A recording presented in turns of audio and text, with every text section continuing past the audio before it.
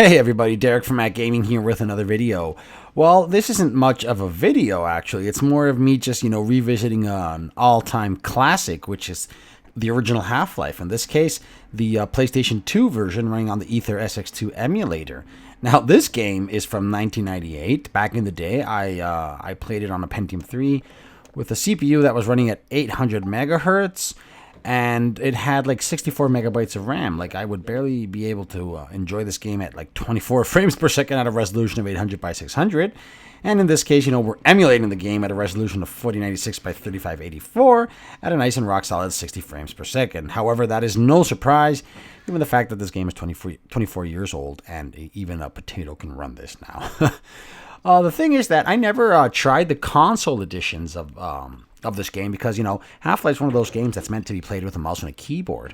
But, I came across Half-Life for PlayStation 2, and I'm like, okay, I'm just going to give it a shot. And, some things are different, like the health station that we're going to see here in the washroom. In the original version, it didn't have this, like, robotical syringe that's, like, injecting health into you. It was more of a static... just a static station where you would just approach it and hit the action button, and your health would just refill. Other than that, I've also seen that some NPCs have different skins. Their faces are different. Even Barney, the famous security guard here at Black Mesa, his face is different too. I kind of miss the old Barney, but I guess they had to include some different things. Like change a few things here and there so that the PlayStation 2 version, probably it was, I don't know, they just decided to add in new textures or new skins or whatever. The thing is that if, this game's really old, if you haven't played it, there are many alternatives, actually. There's this fan-made remake with the Source engine. It's called Black Mesa Source, and I think it's a full remake of this game. It's on Steam. You can, I think you have to purchase it. Back in the day, there was a demo, but I think you have to purchase it now. And that's a great way of revisiting Half-Life if you haven't played it. Half-Life 2 is also another great game. But as I said before, I'm not really into playing, Half-Life games on consoles, since I think it's much more comfortable to play them with a keyboard and a mouse. Now, Half-Life itself was a revolution in the video game industry. Like, this game led us to many other games that people play a lot today, like Counter-Strike Global Offensive. That started as a mod for Half-Life. Half-Life, Day of Defeat, Team Fortress Classics, then Co-op. All these games were mods of this game, and I'm talking about the days where Steam didn't even exist. We used to hold LAN parties where we would just all get together and play, like Half-Life Deathmatch, Counter-Strike, the really, really old versions of these games together on at local LAN parties, which was tons of fun.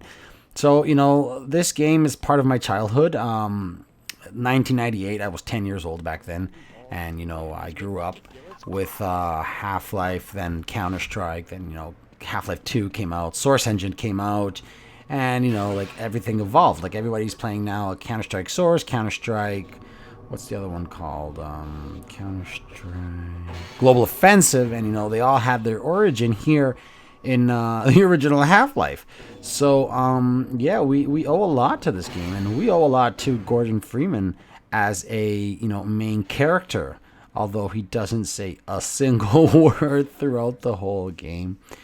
But yeah, so Half-Life, guys, one of the greatest games out there. When it comes to first-person shooters, the whole story, everything was very, very, very awesome back in the day.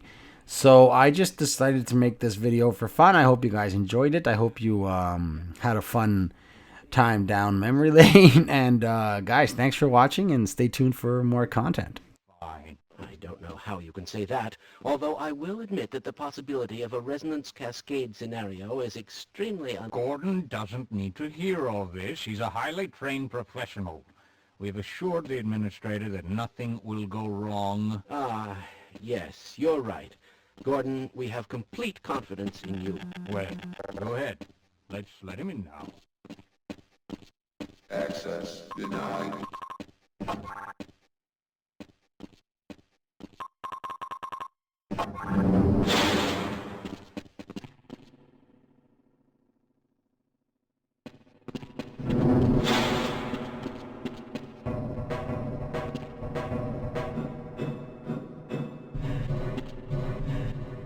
Testing. Testing. Everything seems to be in order. All right, Gordon. Your suit should keep you comfortable through all this. The specimen will be delivered to you in a few moments. If you would be so good as to climb up and start the rotors, we can bring the anti-mass spectrometer to 80% and hold it there until the carrier arrives.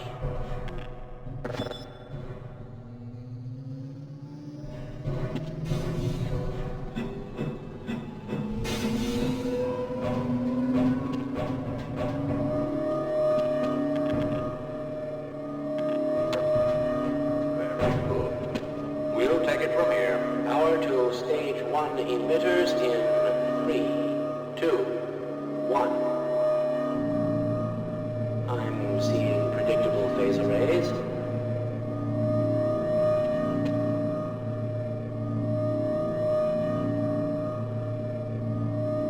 Stage 2 emitters activating now. Gordon, we cannot predict how long the system can operate at this level, nor how long the reading will take. Please, work as quickly as you can. Overhead capacitors to 105%. It's probably not a problem. Probably, but I'm showing a small discrepancy. Well, no, it's well within acceptable limits again. Sustaining sequence. I've just been informed that the sample is ready, Gordon. It should be coming up to you any moment. Look to the delivery system for your specimen. Oh yeah! Gordon! Get away from the shutting down! No! Attempt to shut down! It's not!